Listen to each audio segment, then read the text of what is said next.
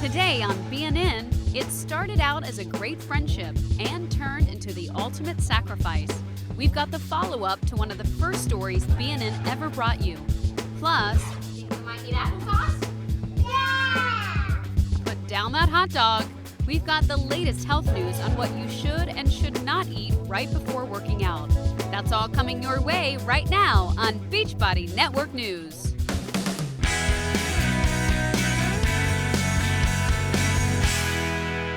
Welcome to BNN. Today, what can you eat to maximize your workout results? We'll tell you a little later in the show.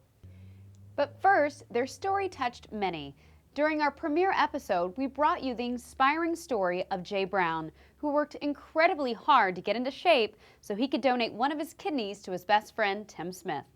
BNN producer Laura Robinson went back to Salt Lake City to find out how they're doing now.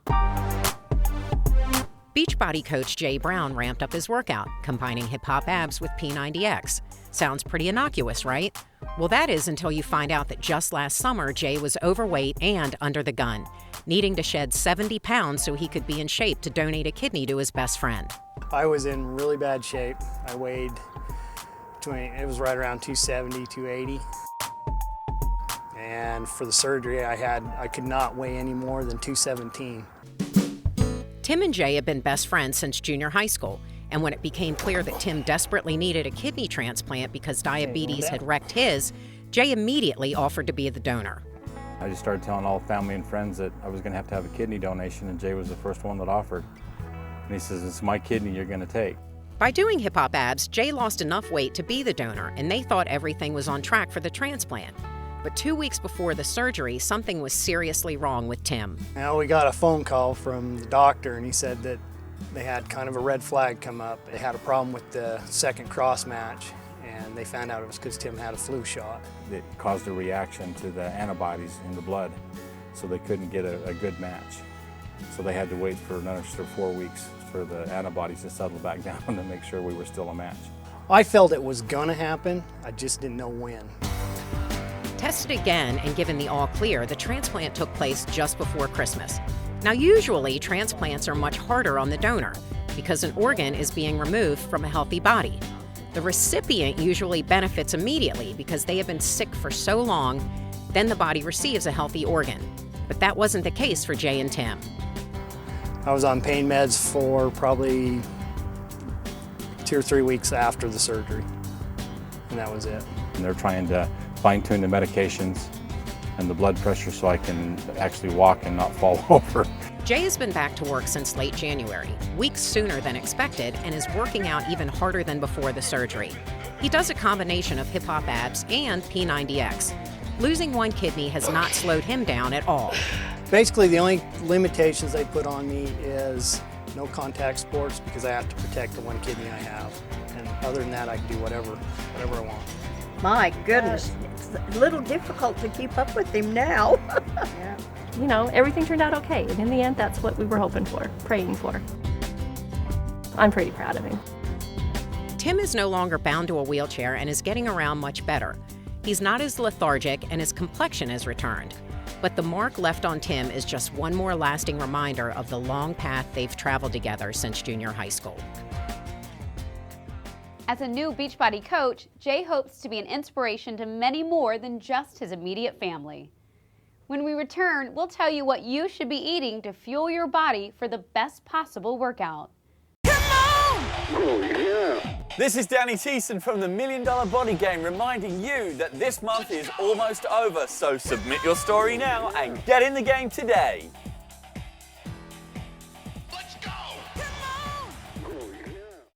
Now, Dar has our next story on what you should be eating before you work out. Dar? We all know we need to be eating healthy in order to maximize our fitness results and reach success. But food plays a vital role in how our bodies respond to workouts. What, when, and how much to eat before a workout depends on the length and intensity of your workout and your individual goals. But there is one general rule of thumb. It's really best to try to have your stomach as empty as possible during a workout. Studies show that aerobic exercise, like running and cycling on an empty stomach, maximizes your body's ability to burn fat for energy. That's great for anyone who wants to shed pounds. but also for endurance athletes who need to save their limited glycogen for quick bursts of speed or power during a race.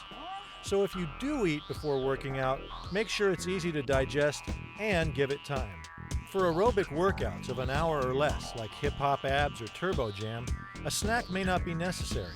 But if you do eat something, keep it simple, under 150 calories and high carb, like a graham cracker shoot or a half a granola bar, and give yourself a good 45 minutes to digest it.